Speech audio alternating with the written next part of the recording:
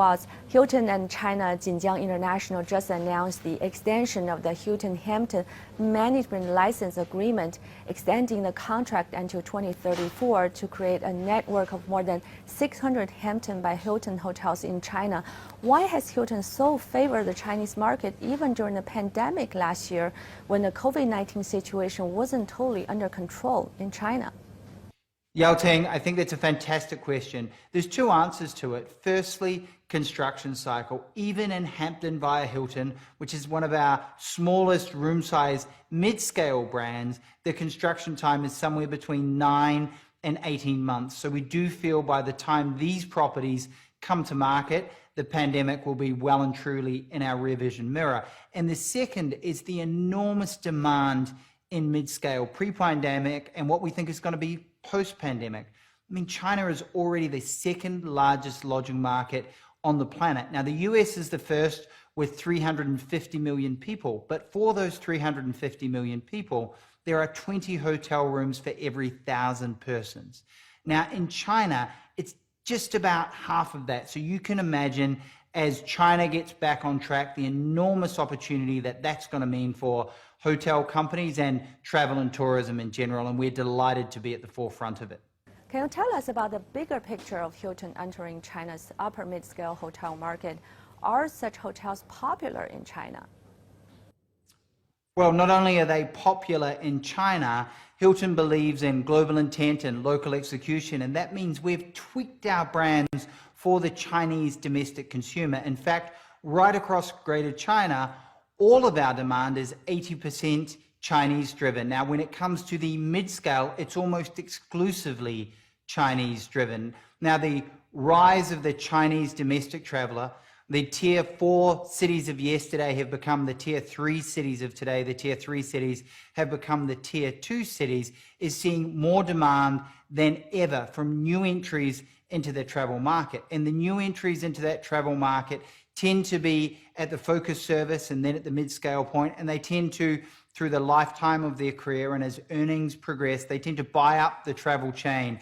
So the answer to that question is, although the mid-scale in China feels like it's a big market segment today, it is one that is only going to get bigger as the Belt and Road Initiative continues, and only going to get bigger as China GDP and average earnings get back on track. What's Hilton's future plan for these upper mid-scale brands to expand here? Well, look, the upper mid-scale brands, as I say, is where the demand is. In saying that, we do have demand in all segments. In fact, we just opened our 4th Waldorf Astoria hotel, which is the pinnacle of luxury via the Waldorf Astoria Sherman. There are a plethora of Hiltons and Conrads and Doubletrees under construction. But as it relates to the mid-scale, we've actually just inked a new deal for Home2 Suites with our partners via Country Garden, and that deal is for 1,000 hotels over the term of that contract. And of course, we have the Hilton Garden Inn brand that's been in market for some time, and both of these brands seek to capitalize on exactly that, the rising demand from the Chinese domestic consumer, and what is even during COVID, a phenomenal demand within the mid-scale and a phenomenal demand for interprovincial travel. The global hospitality industry has been badly impacted by the coronavirus pandemic. How has Hilton coped? And as the COVID-19 pandemic becomes the new normal, how will Hilton fare going forward? Well, look, I think the last 12 months have certainly been the hardest right across all sectors, and certainly travel, tourism and airlines have been really hardly hit. Par for the course has been flexibility. We've made sure that from the very outbreak of the crisis that our hotels were flexible in cancellation policies, flexible with our customers, and made sure that the business of hospitality became simply hospitality. And that doesn't always mean hospitality in good times. It always means hospitality in all times. I'm incredibly proud to say that during the outbreak in Wuhan, our team members stayed in the hotels for 120 nights straight to support the frontline medical heroes. That transitioned into us launching Hilton Clean Stay, which was a first in market, where we partnered with Reckitt Benckiser to make sure our cleaning protocols were with agents that could kill the virus where it's found on hard surfaces. Today, that level of hospitality, that level of safety and security has actually meant an unprecedented leisure demand. In China and right across the world, we do know that people miss travel.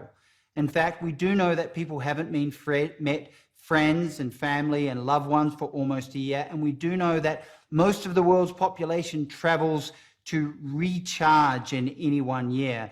So as we look to the future, I think being a premium hospitality player, I think standing for safe and secure travel, that combined, which is a need to travel, means we're in good stead. And you only need to look at the demand in China to lead the rest of the world out of the pandemic.